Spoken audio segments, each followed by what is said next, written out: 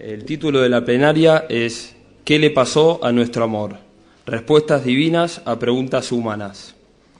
Este título es el título del último de los libros del padre Horacio Bojorge, y en el cual se propone presentar y comentar la revelación divina acerca del amor humano. Primero, según designio del Creador. Luego, caído y herido por el pecado original. Después, santificado en el pueblo elegido y por fin elevado a misterio grande en el sacramento del matrimonio. La gente comúnmente cree que sabe amar, pero que no necesita que nadie le enseñe. Después empiezan a tener problemas. Van unos a tirarse las cartas o a encargar trabajos a los brujos, otros a consultores matrimoniales o al psicólogo. Preguntan, ¿qué nos está pasando? ¿Qué le pasó a nuestro amor?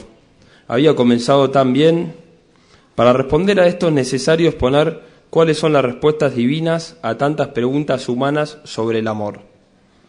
Bueno, el padre Horacio Bojorge es sacerdote jesuita, nació en Montevideo, Uruguay, se formó en la escuela y el liceo de laicos del Estado uruguayo, militó en la Acción Católica de Estudiantes entre 1949 y 1952, ingresó a la Compañía de Jesús en 1953 y se ordenó de sacerdote en Maastricht, Holanda, en 1965.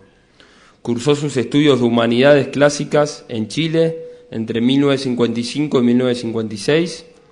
Se licenció en Filosofía en Argentina en el año 1959, en Teología en Holanda en 1966 y en Sagrada Escritura en el Instituto Bíblico en Roma en 1969.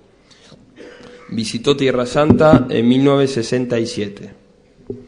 Terminados sus estudios, volvió al Río de la Plata en 1969. Años marcados en lo político por la guerrilla urbana y en lo teológico por la teología, por la política y la teología de la liberación. En lo eclesial por la división y la confusión y la desorientación. Desarrolló desde entonces una intensa actividad dedicándose a la vez al estudio y a la enseñanza de las Sagradas Escrituras, a diversos niveles, tanto académico como pastoral. Ha predicado y dirigido ejercicios espirituales de San Ignacio y ha escrito sobre este tema varios artículos y estudios.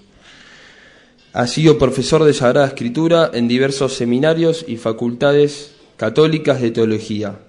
Actualmente es profesor de la Facultad de Teología de San Miguel en la provincia de Buenos Aires.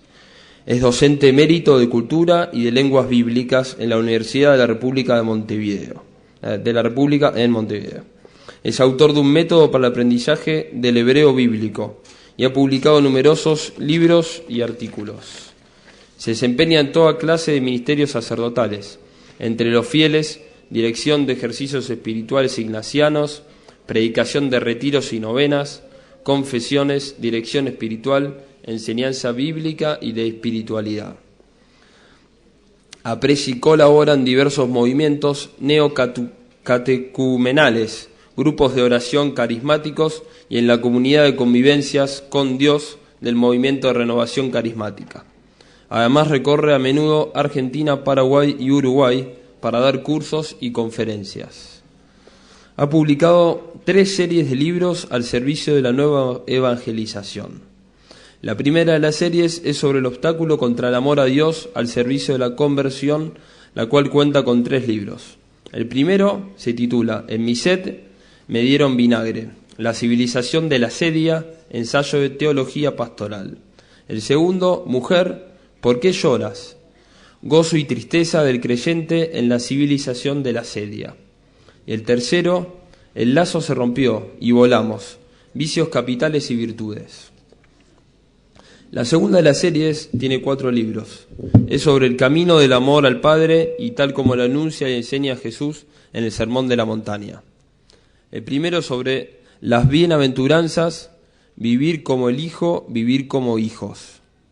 El segundo es orar como el Hijo, orar como hijos. Upa, papá, elevaciones del Padre Nuestro. El tercero se titula Anuncio del Sermón de la Montaña. Vivir como el Hijo, vivir como hijos. Y el cuarto y último es vivir de cara al Padre, nacer de nuevo y de lo alto. La última de las series es sobre el amor humano, como un don divino, en el cual publicó los siguientes libros. El primero se titula La casa sobre roca, noviazgo, amistad matrimonial, educación de los hijos. El segundo, José y Felicita, una historia de amor, cartas 1926-1932. El tercero y último de esta serie, ¿qué le pasó a nuestro amor?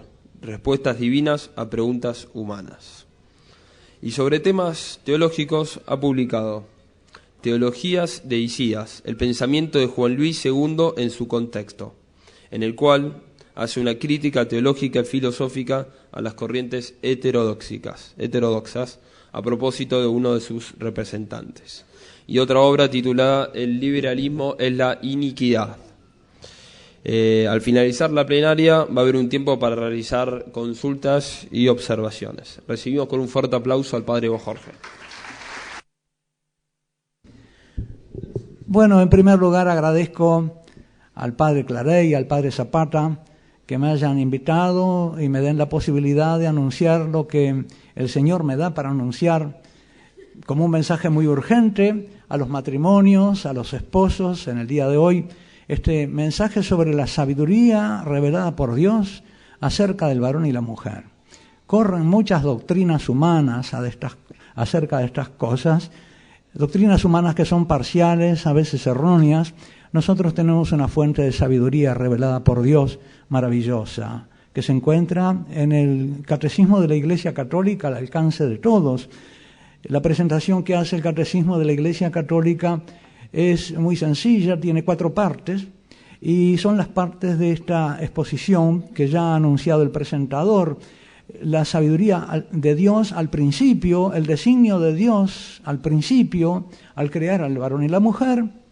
Después, el relato de la caída, del desastre que produce esa caída en cada uno de ellos, en su naturaleza y también en su relacionamiento, y la necesidad entonces de que eso sea sanado y salvado por Dios, porque de lo contrario queda arruinado y se producen las cosas que vemos suceder en los matrimonios que no están amparados por la gracia ni por el sacramento.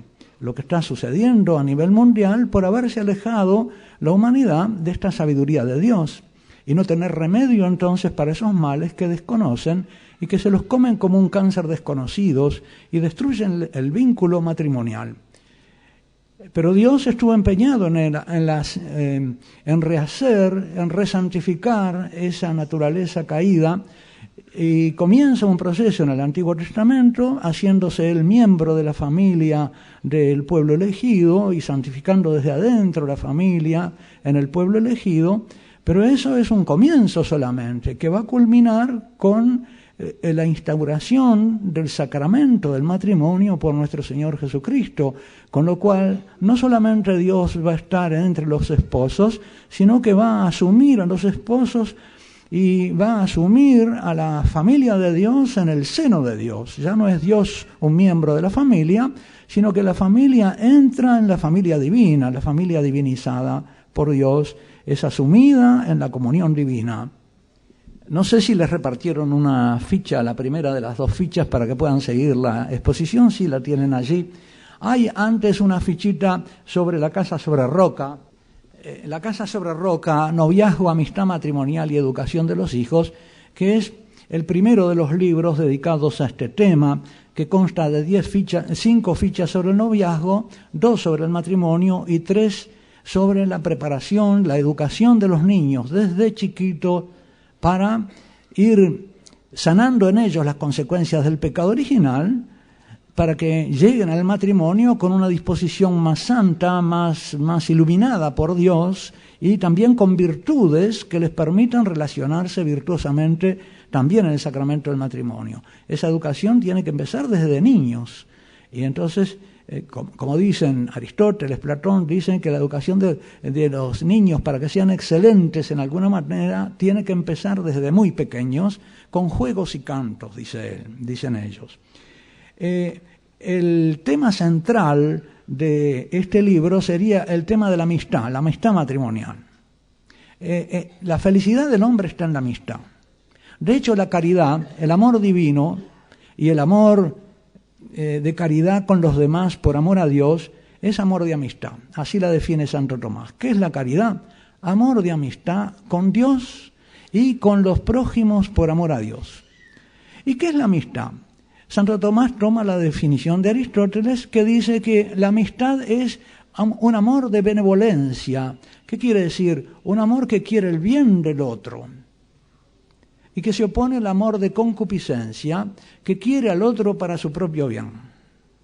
Al otro, no al bien del otro. Y es verdad que cuando uno procura el bien del otro se transforma cuando el otro, desea también el bien de uno, en bien para uno.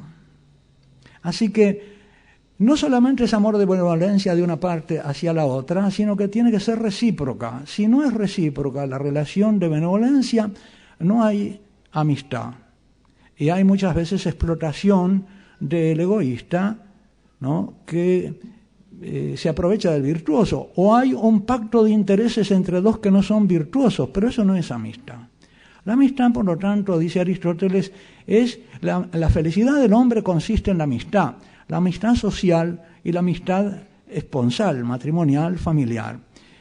Y Aristóteles hace toda una doctrina, examina las distintas opiniones acerca de la felicidad del hombre y va descartando las falsas opiniones que están en el dinero, que están en el bienestar, que están en la gloria, que están en el poder, y termina diciendo no, la felicidad del hombre es simplemente la amistad y la amistad social.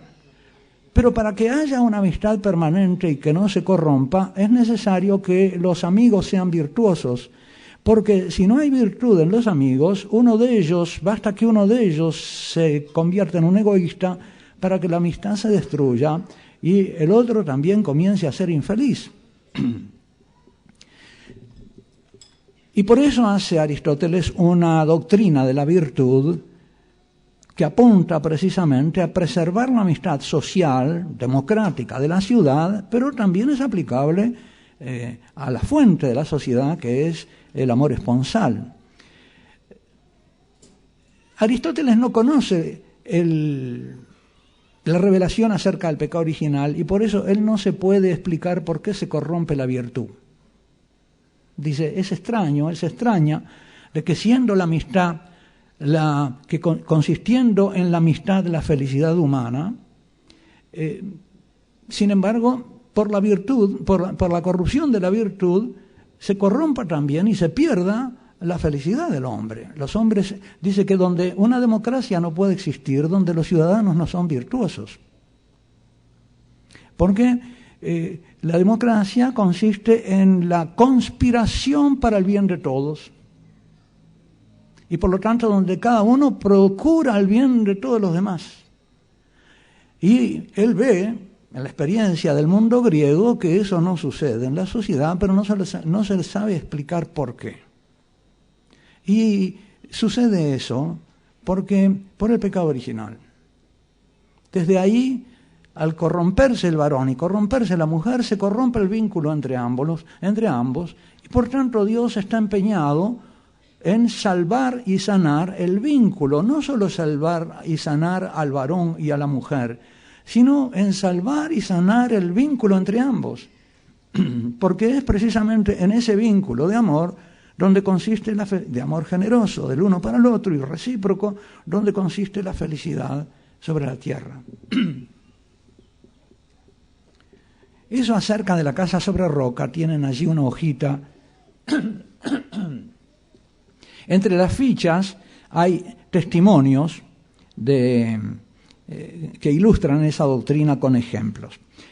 El libro sobre una historia de amor, José y Felicita, es uno de esos testimonios, solo que como es muy voluminoso, porque es una colección de cartas de amor auténtica, histórica, hubo que publicarla aparte, en un mundo donde abundan los malos ejemplos, ofrecer un ejemplo bueno.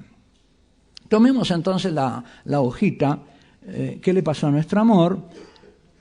Comienza con una cita de San Pablo, que dice, tomado de la carta primera a los Tesalonicenses, capítulo 4, versículo 9, que dice: instruidos, vosotros no necesitáis que nadie os instruya, porque vosotros sois instruidos por Dios para amaros mutuamente. Instruidos por Dios, es decir, los fieles de Tesalónica, los bautizados, no solo tenían una sabiduría acerca de Dios, tenían también una sabiduría acerca del matrimonio, que era nueva en la humanidad, porque hasta entonces habían conocido el matrimonio a lo judío o el matrimonio a lo pagano. Ahora empezaba sobre la tierra una nueva forma de unión matrimonial, de la cual Pablo es un maestro y da los fundamentos en sus cartas. En la carta a los Corintios, por ejemplo, en la carta a los Efesios. No podemos nosotros investigar esa doctrina ahora, pero ciertamente él es como el fundador de la cultura matrimonial cristiana a partir de la revelación y de esa experiencia de Cristo que él tuvo, y es el que inicia a los fieles, a los primeros fieles, en esa nueva cultura que va a empezar a transmitirse de generación en generación y que llega hasta nosotros con su riqueza y con su capacidad preservadora del corazón de los esposos y de la felicidad de los esposos. El primer título es Diversas visiones acerca del hombre, no me detengo mucho en ellas. Lutero afirma que el pecado original ha corrompido totalmente la naturaleza humana y que por lo tanto no hay remedio para la naturaleza. La gracia puede cubrir la corrupción, no tenerla en cuenta, pero no hay sanación. Otros afirman que no, que la naturaleza es buena y que por lo tanto le basta al hombre dejarse llevar por sus impulsos y dejarse guiar por ella, como los animalitos por el instinto, y que con eso simplemente puede llegar a ser feliz. Y tenemos todas las psicologías permisivas, todas las pedagogías permisivas, las pedagogías sin límites, sin autodominio, sin una doctrina sobre la virtud y el vicio, etc. Nosotros tenemos nuestra sabiduría católica y de esa es que les quiero hablar. Les daba ya también la estructura como el catecismo trata de esto en 4 partes y voy a comenzar ahora interrumpiendo la explicación de la ficha simplemente con ir directamente al texto bíblico, hacer con ustedes una lectura de la Sagrada Escritura, dejar que Dios nos hable. Yo trataré simplemente de ser el intermediario entre ese mensaje de Dios para ustedes, para todas las criaturas, y espero que todos resultemos iluminados por esa verdad. Voy a tomar el texto del Génesis, capítulo 1 al 3, que se divide en 2 partes, en 2 relatos acerca de la creación. El primer relato de la creación, ustedes recuerdan, sucede en 7 días. Dios comienza la obra de la creación que culmina con la creación del hombre y con una celebración el séptimo día en que Dios descansa y descansa con la creación, descansa con el hombre, es decir, en una comunión con el hombre.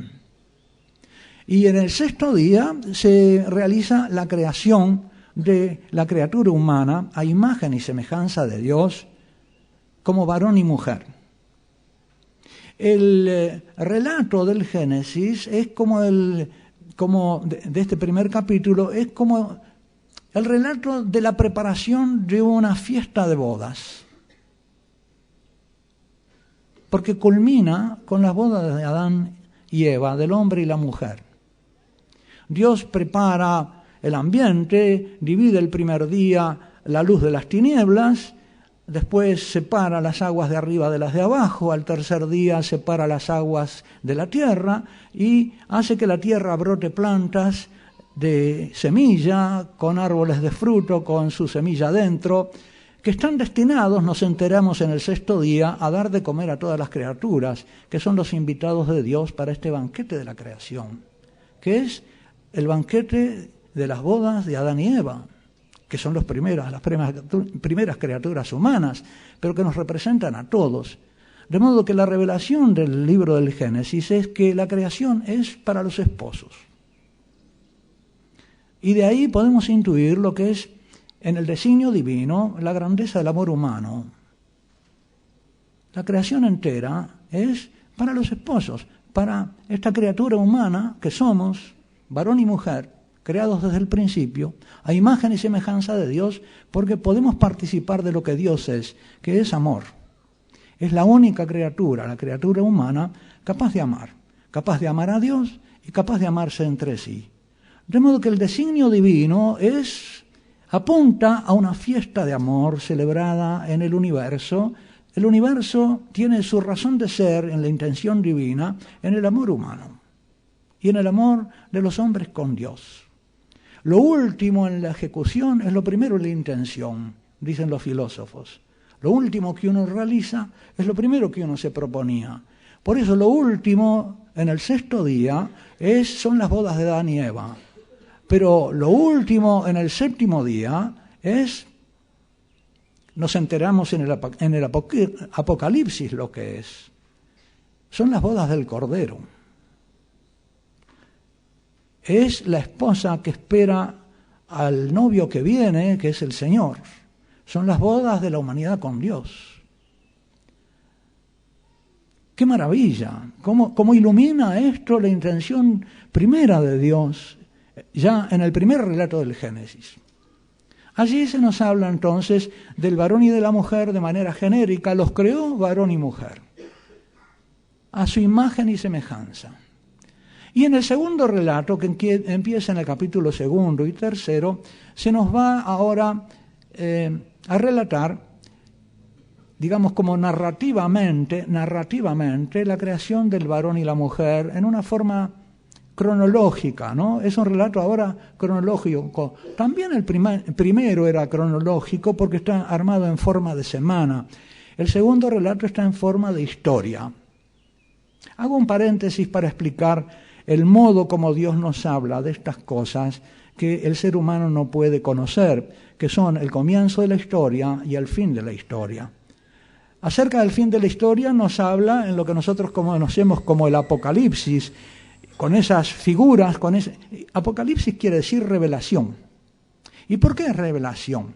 Porque trata de aquellas cosas que solo Dios conoce y que el hombre no puede averiguar, que nunca podría averiguar.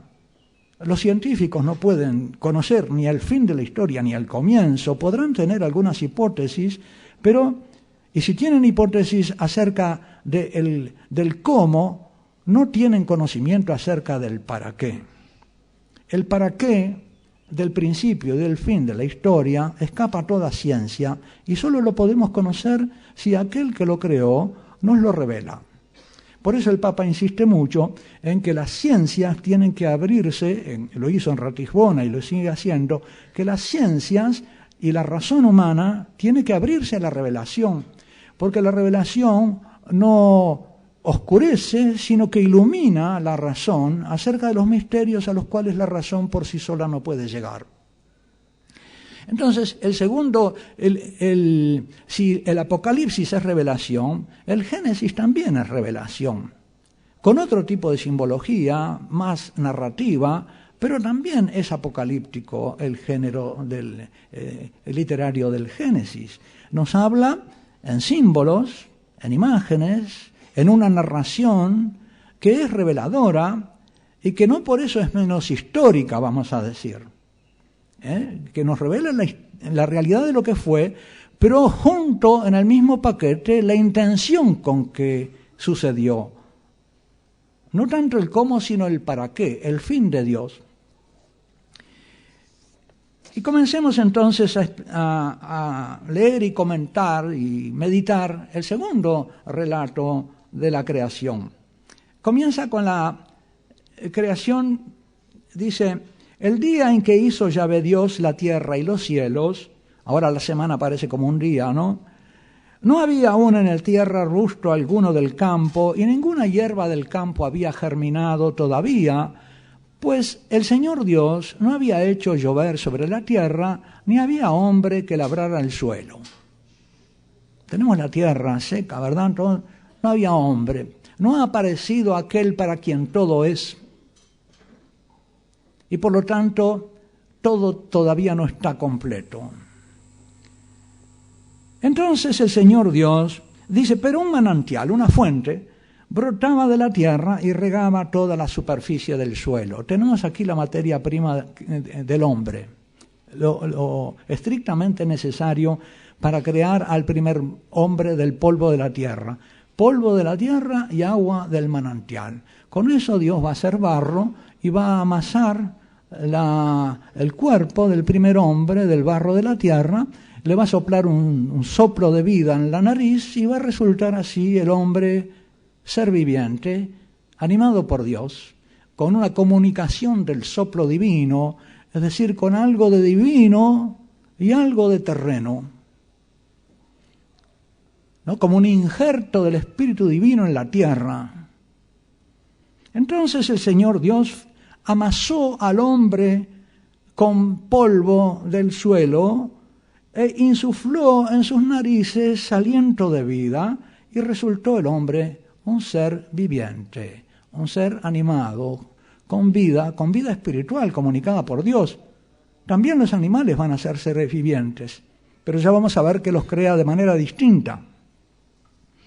Luego acá fíjense que es la creación del varón primera. Acá se separa la creación del varón de la creación de la mujer. Porque va a haber una revelación especial acerca de... Los dos son imagen y semejanza, pero de manera disimétrica. Ya en su creación, no son creados de la misma manera. Y por lo tanto la caída también vamos a ver después que tiene distintas consecuencias según las distintas ordenaciones, según los distintos designios de Dios sobre cada uno, porque tiene un designio sobre el varón y otro designio sobre la mujer.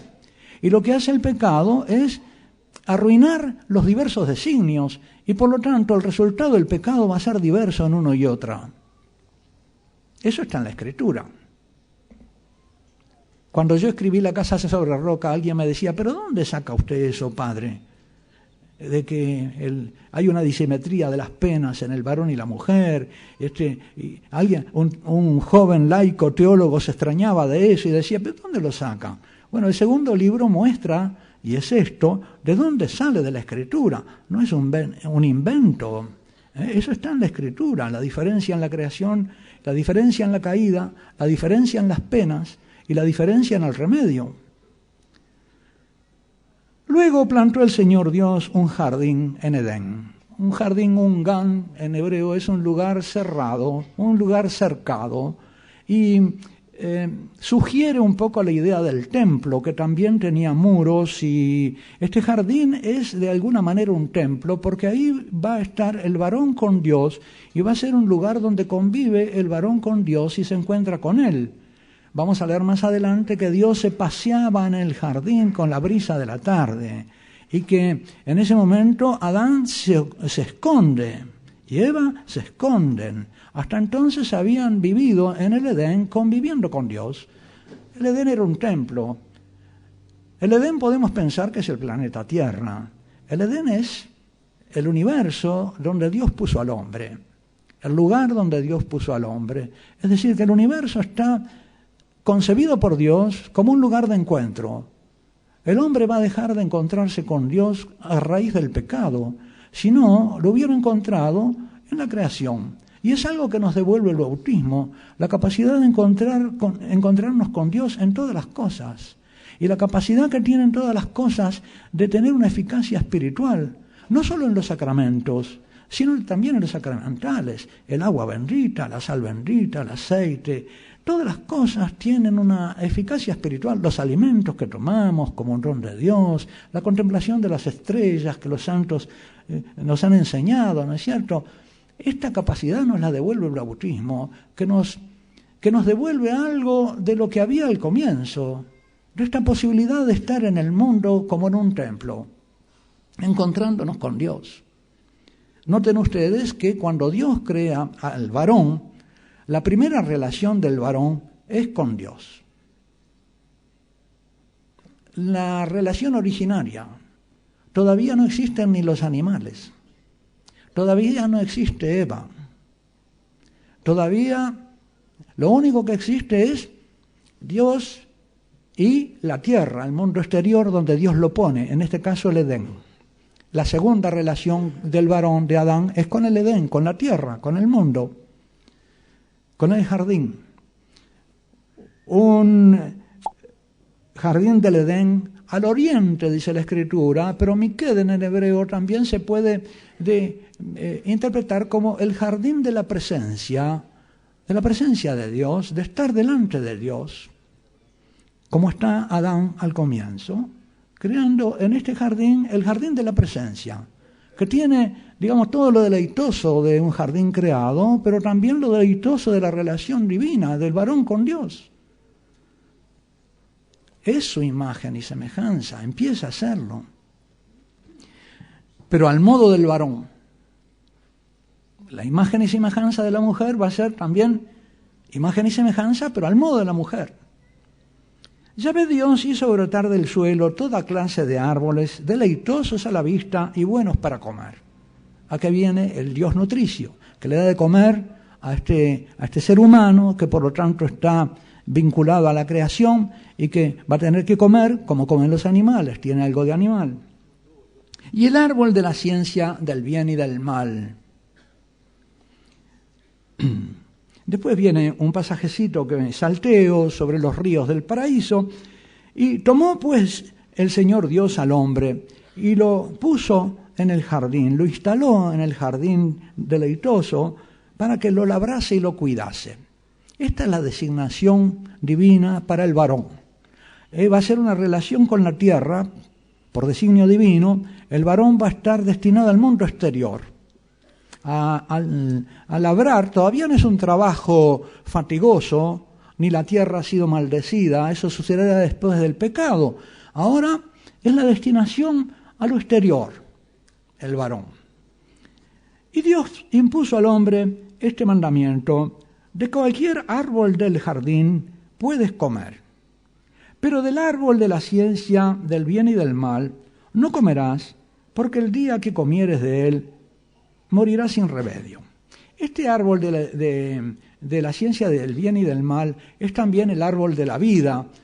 Creo que me salté esa palabrita arriba al leer. El árbol de la vida y el árbol de la ciencia del bien y del mal. No porque sean dos árboles distintos, sino porque el árbol de la vida da la ciencia del bien y del mal. Pero ¿el árbol de qué vida? No es el árbol de la vida humana, es el árbol de la vida divina. Este árbol puede llamarse el árbol del amor. Y por lo tanto, porque el amor ama el bien. Si no se conoce el bien, no se puede amar. De modo que, y al mismo tiempo, uno solo conoce bien aquello que ama. Se ama lo que se conoce como bueno, pero también amando se conoce el bien de lo que se ama. Y el árbol de la vida, el árbol del amor, no se puede arrebatar. Adán no puede tomar el fruto del amor. El fruto del amor le tiene que ser dado. Querer, dice el Cantar de los Cantares, que querer apoderarse del amor, querer comprar el amor con todos los bienes de la casa, dice, el que quisiera eso se haría despreciable. No se puede arrebatar el amor. Y como este es el árbol del amor divino, el amor del árbol de la vida, que da la vida, como este es el árbol de la gracia, el hombre no puede apoderarse de la gracia, sino que tiene que recibirla de Dios. Y esto es lo que Satanás va a querer que Eva haga, que se quiera apoderar del amor, que se quiera apoderar de la gracia, y ser ella la dueña del amor y de la gracia. Y ahí va a estar, pero ¿por dónde? Por el camino de la desobediencia. Porque en realidad, me adelanto un poco a lo que vamos a leer después, en realidad lo que Satanás le ofrece a Eva es lo que Dios le tenía reservado. Ser como dioses es lo que Jesús nos ofrece, es lo que el bautismo nos da. Y es lo que la divina regeneración nos transmite. El Padre, ¿por qué es nuestro Padre? Porque nos comunica su vida y nos hace como Él. Realiza en nosotros la imagen y la semejanza que estaba prometida desde el principio. Nuestro bautismo, la comunión, el alimentarnos de su cuerpo y de su sangre, la unción con el Espíritu Santo, los sacramentos, que es imagen exterior de la unción interior, que nos unge interiormente, con el amor divino. ¿Dónde está el engaño? En el medio que le propone Satanás, desobedecer. Ahí está el engaño de Eva, no en lo que le propone, sino en el medio para alcanzarlo. ¿Y cómo lo alcanza y cómo nos lo propone alcanzar nuestro Señor Jesucristo? Por la obediencia. El Hijo es semejante al Padre, pero lo recibe todo del Padre por obediencia. Y por eso es Hijo. Pero volvamos atrás y sigamos con el relato acerca del varón. Todavía no apareció la mujer.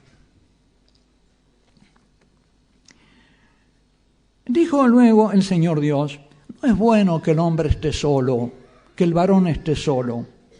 Y el Señor Dios formó, voy a hacerle un auxilio semejante a él frente a él.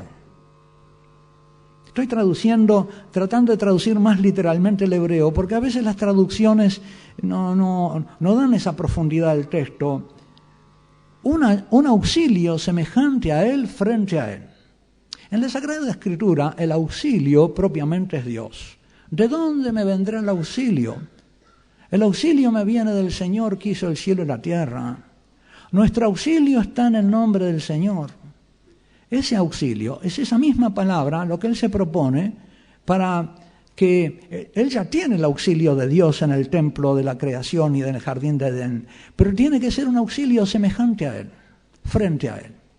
Es decir, de una naturaleza más parecida. El auxilio de Dios que le llegue a través de las criaturas también. Y entonces Dios como que hace un ensayo y crea los animales. Voy a hacerle un auxilio semejante a él frente a él.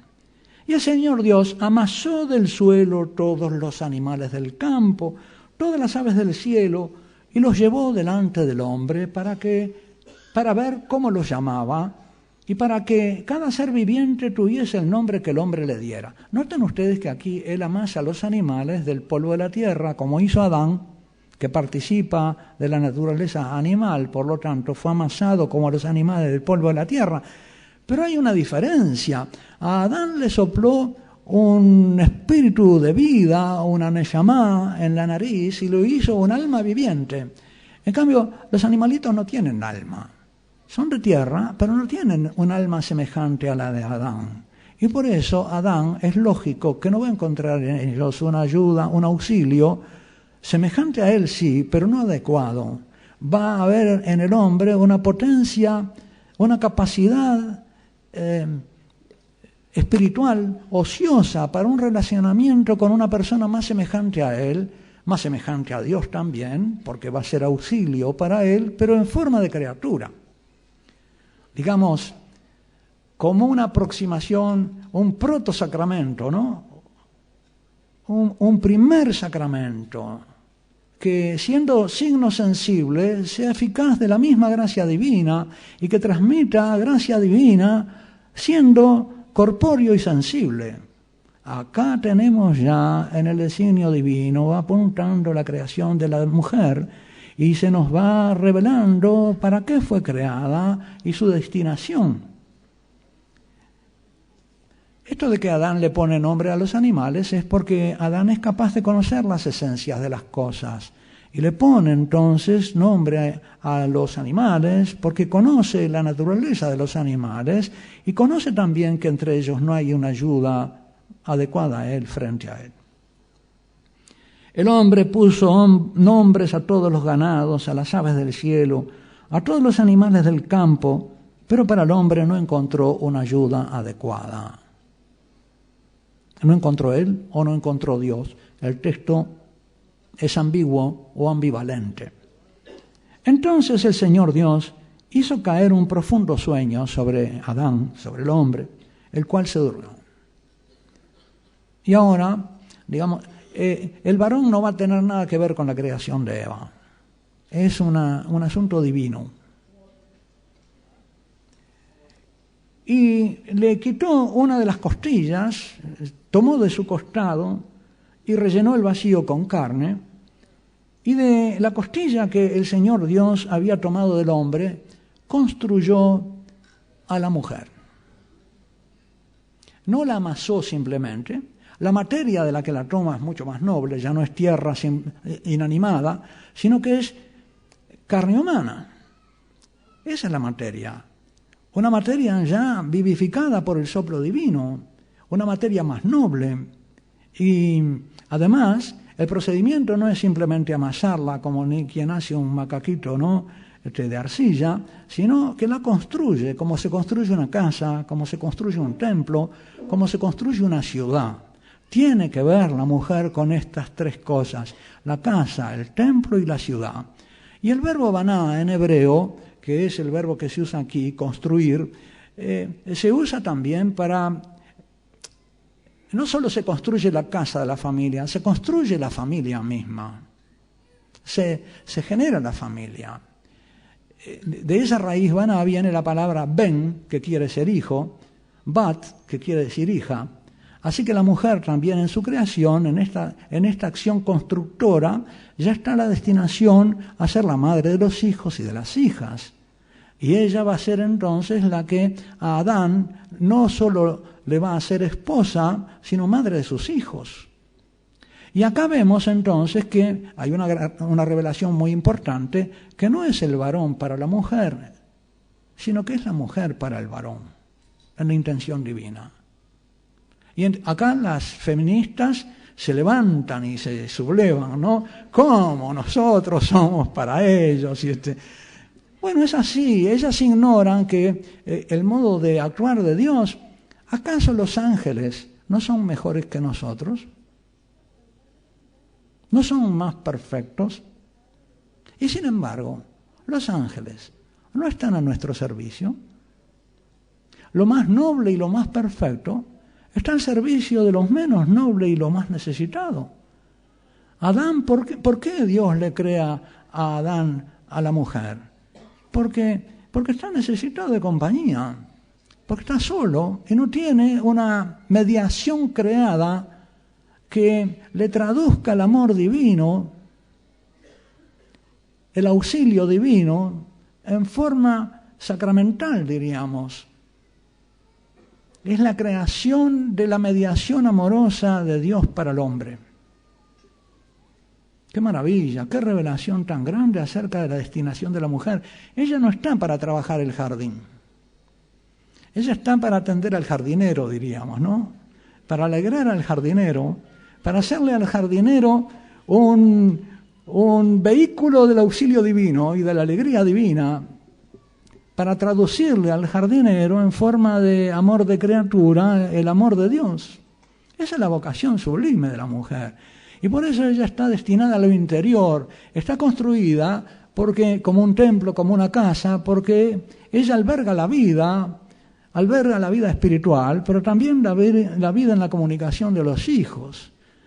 ¡Qué revelación tan maravillosa del designio de Dios sobre la mujer! Uno se explica que Satanás, que es envidioso de Dios y que quiere destruir su obra, quiera destruir a la mujer.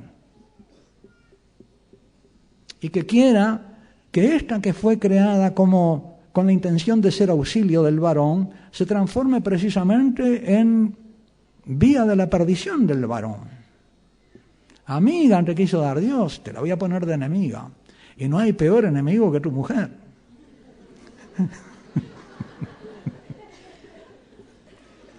Hay que tratar de tenerla de amiga. Y además hay que tratar de escucharla, no sea que ella se ponga a hablar con Satanás. Se sienta sola, ¿no? Satanás la encuentre desamparada, tú la descuidaste y Satanás vino a hablarle. Y después las consecuencias van a ser malas para ti. Yo digo que la mujer necesita dos espejos, ¿no? Uno para arreglarse físicamente y otro también para arreglarse el alma. Hacemos una pequeña pausa en la explicación del texto. Para verse el alma. Porque muchas veces su alma le es motivo de confusión. No entiende bien lo que le pasa. Tiene una capacidad de percepción tan grande de todo, también de sus estados interiores, que a veces entra en un estado de confusión. Yo digo, se le cuelga el sistema. Con tanta información que recibe.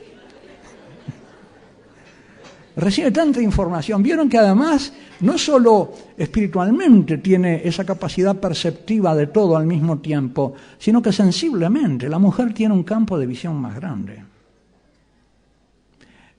¿No? Más grande que el varón. El varón tiene un campo de visión más estrecho. La mujer tiene un campo ve mucho más y muchas más cosas. ¿Te fijaste cómo iba vestida? Él no se fijó, pero ella la vio así.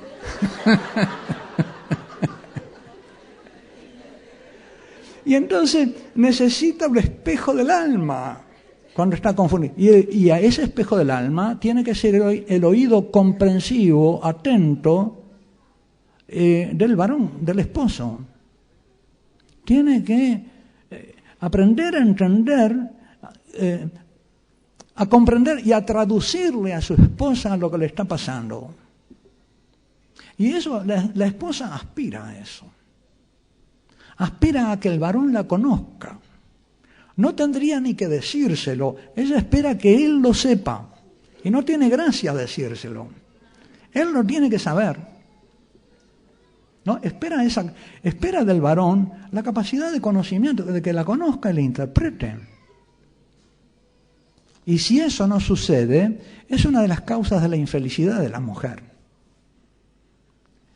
A veces viene alguna señora a hablarme del marido y dice quejosa y no sé cuánto, y yo le pregunto, ¿pero qué es lo que pasa? ¿Te traiciona? No. ¿Te da la plata, el sueldo? Sí. Entonces, ¿cuál es el problema?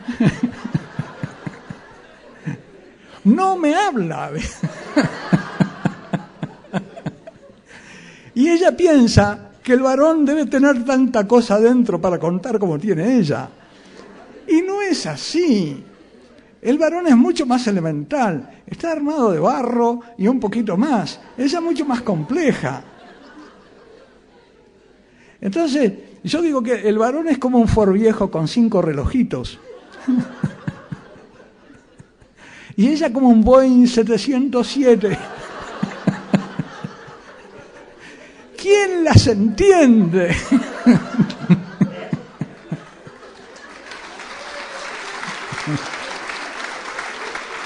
Esto está acá, ¿eh? Esto no me lo invento yo, está acá. Lo saqué de aquí. Y entonces el hombre, volvemos al texto bíblico, el hombre, Dios se la presenta al hombre.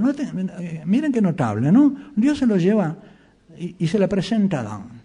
Dice, Dios la llevó delante del hombre.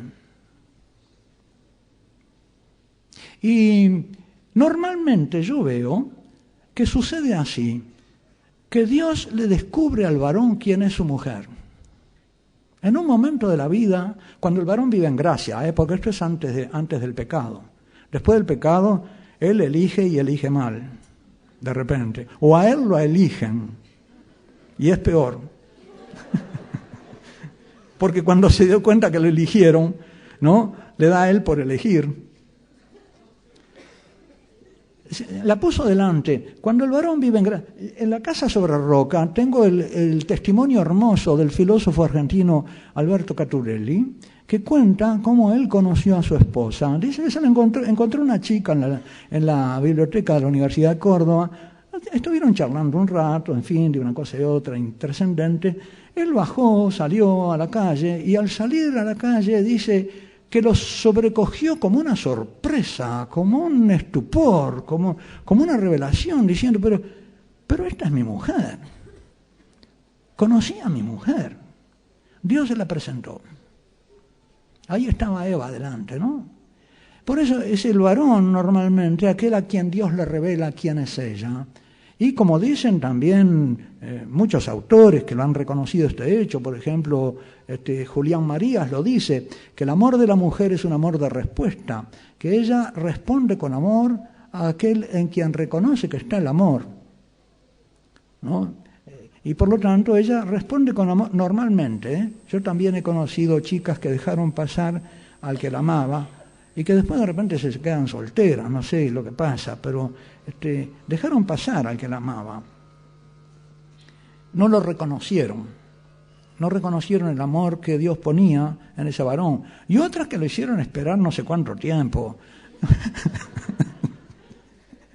5 o 6 años, y él siempre insistiendo. Entonces el varón exclamó: esta vez sí que es hueso de mis huesos y carne de mi carne. Esta será llamada varona, porque del varón fue tomado. Noten que Adán no solo le puso nombre a los animales, sino que le pone nombre a su mujer. Como suelen hacer algunos novios que le inventan un nombrecito amoroso a la novia, ¿no es verdad? Y que es un nombre secreto, como ese que Dios escribe en la piedrita en el Apocalipsis, un nombre, porque Dios es el esposo de la iglesia, y por lo tanto a cada iglesia le da un nombrecito mimoso, cariñoso, que está escrito en una piedrita blanca. Por eso deja al hombre a su padre y a su madre, se une a su mujer y son uno solo. Acá no hay padre ni madre. Es interesante, al margen de esto, que aquí, con esta creación de la mujer, Dios actúa, puesto que no hay suegro humano posible, ni hay cuñados humanos posibles para que le cedan su esposa o su hija, Dios actúa aquí como suegro del varón. De modo que la relación religiosa del hombre, del varón, con Dios, se dobla con una relación del orden familiar, de parentesco. Por lo tanto, el varón, el ser humano, no solo es un ser religioso, sino que es un ser pariente de Dios. Y Dios aparece aquí de alguna manera como el padre de Eva, y por lo tanto el que es capaz de pedirle razón al esposo a quien se la dio de cómo trata a su esposa. No le pertenece al varón, le fue dada. Y por eso en el Antiguo Testamento hay normas del relacionamiento entre el varón y la mujer. Y en el Nuevo Testamento también, que son dadas por Dios y que si se ignoran son causa de desgracia. Ahora viene, nos quedan unos minutos, viene la caída, la serpiente. También estamos en un género apocalíptico de revelación. Y este género, el Señor nos dice que el demonio aparece como una serpiente. Hay algo aquí de significativo, por supuesto. Los símbolos que usa el Espíritu Santo en la Escritura no son arbitrarios, pero no nos podemos detener a investigar esto. Aparece el demonio y habla con Eva, no habla con Adán. Ella es más espiritual, más parecida a lo angélico, pero también ella es la madre de la vida. Y nuestro Señor Jesucristo nos dice que Satanás es mentiroso y homicida desde el principio. Y que Satanás odia de manera especial a la mujer, porque la mujer es el auxilio pensado por Dios para el varón. Y por lo tanto quiere, como él quiere deshacer la obra de Dios, quiere transformar al auxilio en enemigo, como hemos dicho, y ahora quiere arruinar a Adán por mano de su mujer. Le quiere dar a comer la muerte por la mano de Eva. ¿Cómo es que Dios os ha dicho no comáis de ninguno de los árboles del jardín? Respondió la mujer a la serpiente: podemos comer del fruto de los árboles del jardín. Mas del fruto del árbol que está en medio del jardín, ha dicho Dios. ¿Cómo sabe Eva que eso lo ha dicho Dios si ella no estaba cuando se lo dijo a Adán? Dios le había prohibido a Adán antes de la creación de Eva. ¿Cómo lo supo Eva? Se lo dijo a Adán. Así que cuando ahora, a continuación, Eva desobedezca, no solo le va a desobedecer a Dios, le va a desobedecer al esposo, que todavía es un esposo inocente, porque que le desobedezca al esposo después del pecado original es comprensible, pero aquí Adán todavía no ha pecado, le está desobedeciendo a un esposo que es inocente, que es digno de ser obedecido. Y esto pasa. Y esto es lo que hay que restaurar, que el varón sea digno de la obediencia de su mujer. Es decir, que el varón vuelva a través de la virtud a una situación de Adán antes del pecado, pero aún así, aunque el varón vuelva a una situación anterior a la del pecado, y aunque sea digno de la obediencia de su esposa, ella también tiene que volver a una situación en que no sea capaz de desobedecer al esposo bueno. Porque el demonio siempre, a pesar de que sea bueno, va a tratar de tentarla a ella para que no le obedezca. Replicó la serpiente a la mujer: de ninguna manera moriréis. Es que Dios, mentiroso desde el principio y homicida. Dios sabe muy bien que el día que comiereis de él, se os abrirán los ojos, seréis como dioses, conocedores del bien y del mal. Y como viese la mujer, se le abrieron los ojos pero para mal, vio, pero vio mal, que el árbol era bueno para comer, apetecible a la vista. Claro que el amor es bueno, pero no te podés apoderar de él. Te tiene que ser dado. No podés hacerte ¿verdad?, la dominadora del amor. Y esa es la tentación de la mujer. El hombre tiende a dominar el mundo exterior, si es ambicioso en la empresa. La mujer, si es ambiciosa en la dominación amorosa, también en lo interior, en el manejo de las personas. Como viese la mujer que el árbol era bueno para comer, apetecible a la vista, tomó de su fruto y comió, y dio también a su marido, que igualmente comió. Le dio de comer. No le comunicó el conocimiento, sino que le dio de comer.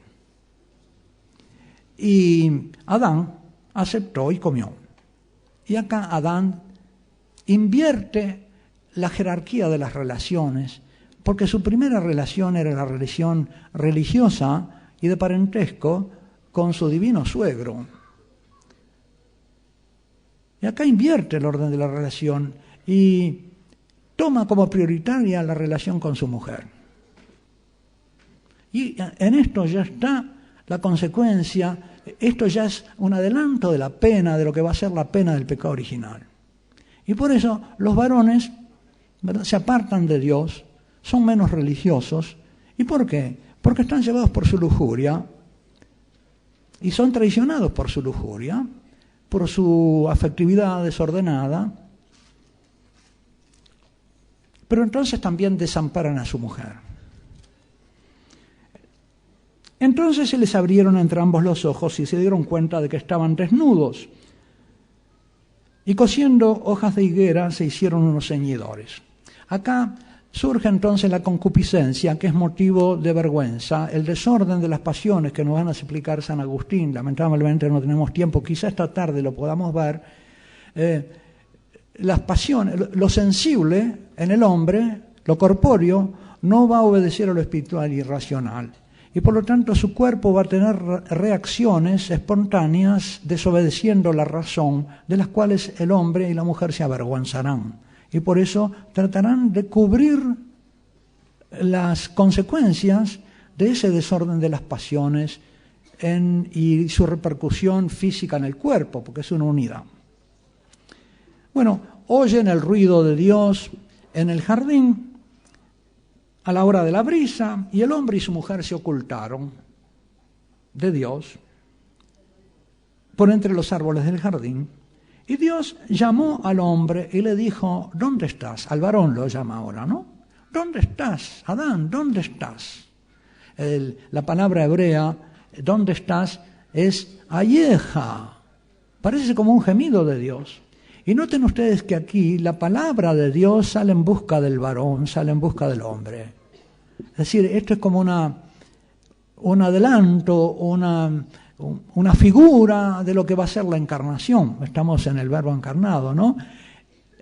Como que Dios manda al Verbo en busca de Adán, la palabra, y que ese Verbo sale acá en forma de gemido. ¿Dónde estás? Una pregunta que es angustia casi por el estado de la situación del hombre.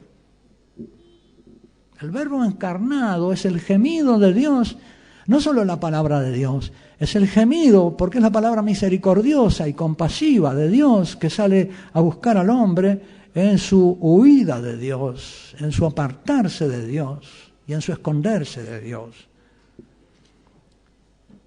Y ahora comienza un interrogatorio, como si fuera un juicio. Le pregunta, te oí andar, ¿dónde estás? Él responde, te oí andar por el jardín y tuve miedo porque estoy desnudo, por eso me escondí. Él le preguntó, ¿y quién te ha hecho ver que estás desnudo? ¿Acaso has comido del árbol del que te prohibí comer? Dijo el hombre, la mujer que me diste por esposa, por compañera, me dio del árbol y comí. Entonces ahora Dios interroga a la mujer. ¿Por qué lo has hecho? Le contestó la mujer. La serpiente me sedujo, me engañó y comí. Y ahora viene la serpiente. Dios va investigando, ¿no? Adán, Eva, ¿a dónde está el culpable? Llega la serpiente. Por haber hecho... la serpiente me sedujo. Entonces Yahvé Dios dijo a la serpiente, por haber hecho esto, ahora vienen las penas. No son castigos ajenos al pecado mismo. La pena es distinta de la culpa, pero tiene relación directa con la culpa. Es como el reverso de la culpa. Si yo voluntariamente incurro en culpa haciendo el mal que no debo hacer, esto va a tener necesariamente una consecuencia que yo no quiero y que será mala, y esa es la pena. La culpa es el mal que hago voluntariamente, pero la pena es lo que me sucede involuntariamente y contra mi voluntad por haber hecho el mal. Si yo me salgo del orden, mi pena será el desorden. El mismo desorden será mi pena. Y a la serpiente la maldice entre todos los animales de la tierra, hace que se arrastre sobre el vientre, que coma del polvo todos los días de su vida, y ahora dice además, pondré enemistad entre ti y la mujer. También va a ser enemigo de Adán, pero principalmente es enemigo de la mujer. No es bueno tener una mujer por enemigo, ¿no? Ni a Satanás le conviene. Así le fue. Porque claro, esa mujer va a ser María, y van a ser las hijas de María, y va a ser la mujer cristiana, la santa, la hija de Dios. Y esa es la que vence a Satanás. Y no hay humillación más grande. Esto es el fin de la charla, me parece, ¿no? Ahora va a haber un tiempo de preguntas. Padre, nos ha planteado la situación del hombre y la mujer, pero no nos dio la solución católica. Díganos algo acerca de la solución. En realidad no me dio el tiempo. Capaz que podemos ver esta tarde. No terminé ni siquiera de ver las penas completas de la mujer y las penas del varón. Hay que ver las penas que Dios le enuncia a la mujer, cuáles van a ser las consecuencias para ella de su culpa y cuáles van a ser las consecuencias para el varón de su culpa. Y esas consecuencias son distintas. Y por lo tanto después también el remedio va a tener que ser distinto. Esa es como una segunda parte de la exposición que no sé, parece que esta tarde voy a tener tiempo para eso. Así que por favor usted recuérdemelo esta tarde, ¿eh? Yo dije al principio que todo está hecho para ellos y que, digamos, la creación es la fiesta de Dios, la fiesta de bodas de Dios para Adán y Eva. Ah, sí, la dignidad de los dos es, diríamos, que es igual pero es diferente en la igualdad. Por ejemplo, pensemos la relación que hay entre Eva y Adán por este relato de la creación. Ella es parte de un todo y él es el todo de una parte. De modo que ninguno de los dos está completo sin el otro. El todo no está completo sin su parte, pero la parte no está completa sin su todo. Y por lo tanto se necesitan el uno al otro, pero de manera distinta. Él la necesita a ella como la parte que le falta, y ella necesita a él como el todo al que pertenece. Ninguno está completo. Y eso no es una mayor dignidad de uno u otro, ¿no? Pero los dos se necesitan y los dos son dignos, pero forman uno. Y en el designio de Dios también son uno. Son el uno para el otro y la creación es para los dos. Pero la diferencia, son de la misma naturaleza, pero en el designio de Dios hay dos destinaciones. De hecho, podemos decir sí que hay una dignidad mayor de la mujer porque es más espiritual, porque la materia de la que ha sido hecha es más noble, más digna, porque además puede engendrar hijos, cosa que el varón no puede, hay funciones distintas, ¿no? De modo que ella, de alguna manera, es sí más digna y superior y que por eso está puesta al servicio de lo que es menos, ¿no?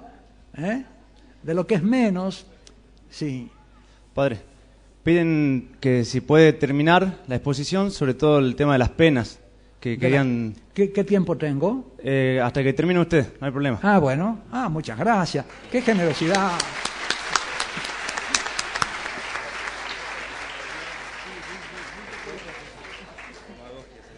Bueno, la pena de la serpiente ya vimos cuál es, ¿no? Morder el polvo, arrastrarse por la tierra y tener a la mujer por enemiga. ¿Por qué? Y el linaje de la mujer. No solo la mujer, sino el linaje de la mujer.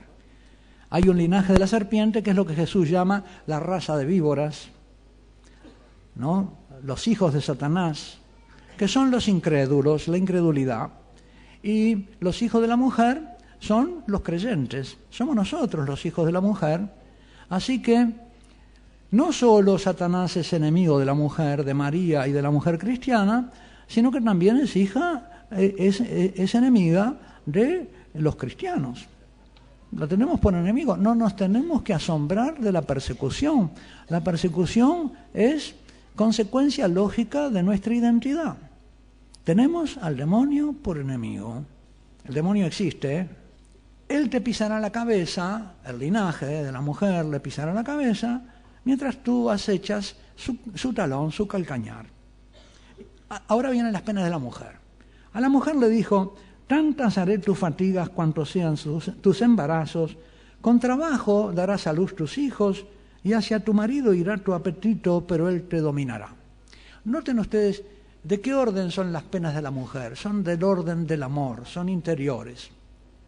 El miedo al sufrimiento por la maternidad, los sufrimientos propios de la maternidad, que no son solo los dolores del parto, sino todos los trabajos de la madre con sus hijos, la dependencia de los hijos, y luego el amor esponsal. Los dos grandes ejes del amor de la mujer, el amor de madre y el amor de esposa, le van a ser de ahora en adelante motivo de sufrimiento, de temor, de tristeza y de ira. A Eva se le prometía el conocimiento del bien y del mal. Muy bien, ahora conoce el bien para amarlo, pero también lo conoce como mal propio para temerlo. Y se establece entonces un conflicto entre el amor a los otros, a la que está destinada, y el amor a sí misma. Eso que antes de la pena del pecado original no era conflictivo, porque su amor a sí misma estaba armónicamente, era coherente con el amor al otro, no eran opuestos. Ahora su amor propio es opuesto al amor al otro.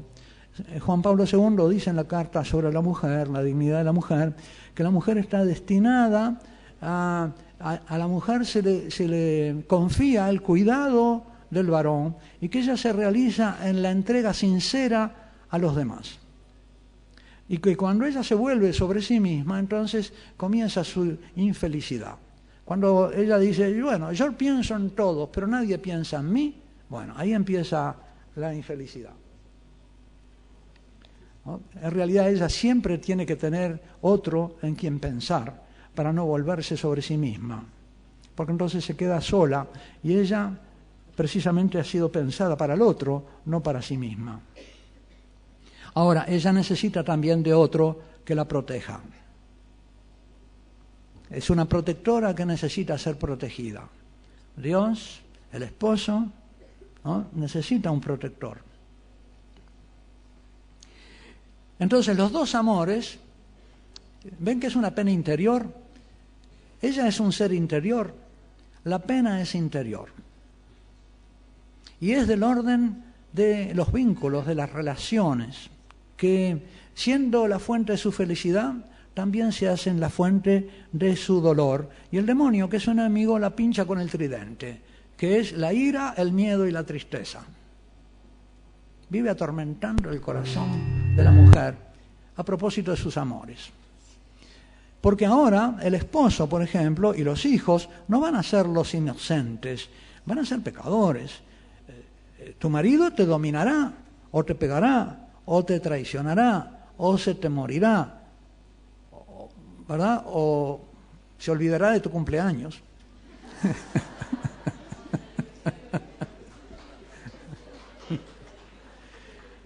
Y ahora el hombre, al varón, por haber escuchado la voz de tu mujer y no haberme obedecido a mí, el escuchar en la Escritura es la obediencia. Se escucha, se obedece. El que escuchame, le dice la mamá al nene, ¿no? Oíme.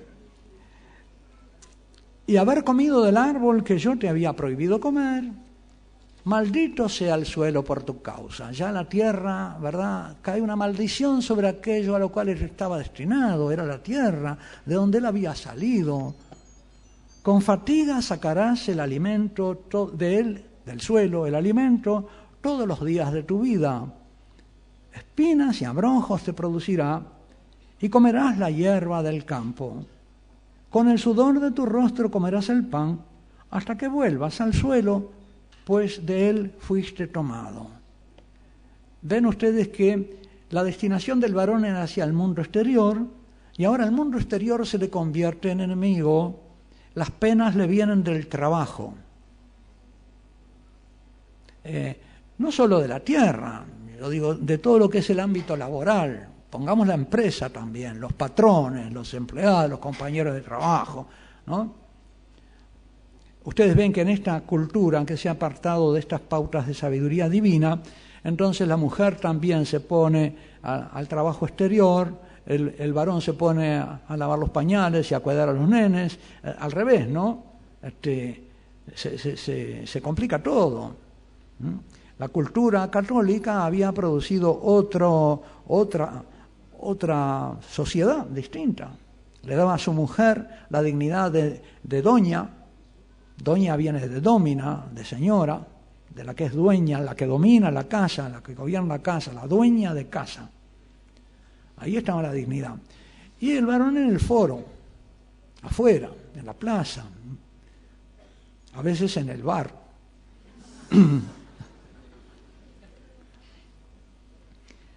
El hombre llamó a su mujer Eva, por ser ella la madre de todos los vivientes, y el Señor Dios hizo para el hombre y su mujer túnicas de piel.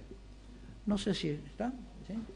¿Hay tiempo para una pregunta más? Sí. No sé. Después a la tarde, en el almuerzo en realidad vamos a avisar algún momento para que el padre responda así más informalmente las preguntas que pasen por escrito ahora.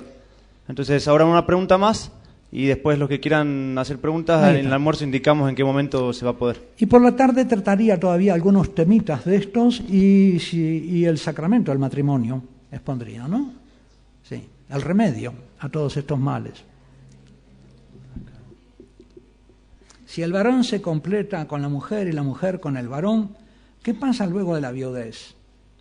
¿Quién escuchará y complementará al hombre o a la mujer viudos y la protección? Bueno, según la Sagrada Escritura, es el Señor el que se cuida del huérfano y la viuda. Si uno realmente cree que Él está ahí, ¿verdad? Lo que le puede faltar a la viuda es que le falte fe. Entonces lo que se pierde, pobrecita, ¿no? Porque no encuentra en el Señor. Las viudas en el Nuevo Testamento eran un estamento, un orden el orden de las viudas. Como estaba el orden de las vírgenes, estaba el orden de las viudas. Y las viudas se encargaban de las obras de misericordia dentro de la comunidad cristiana. Se encargaban de lo que ahora muchas veces hace el orden de las vírgenes y las religiosas. También las viudas colaboraban con eso. Se quedaban de repente sin esposo, pero tenían a quién darse, a quién entregarse. Y el Señor era su protector, como vemos en el relato de Ruth, ¿no? Como Ruth, y hay también en el relato de Ruth, Noemí, que queda viuda, encuentra en Ruth una nuera, un afecto protector también, que es a través de ella Dios se hace cargo de Noemí, a través de ella y de Booz, que es el pariente auxiliador, el pariente protector. Suele haber en las buenas familias católicas también otros personajes de la familia que se hacen cargo de la viuda, o de la familia religiosa o cristiana. ¿Sí? Agradecemos al Padre Jorge.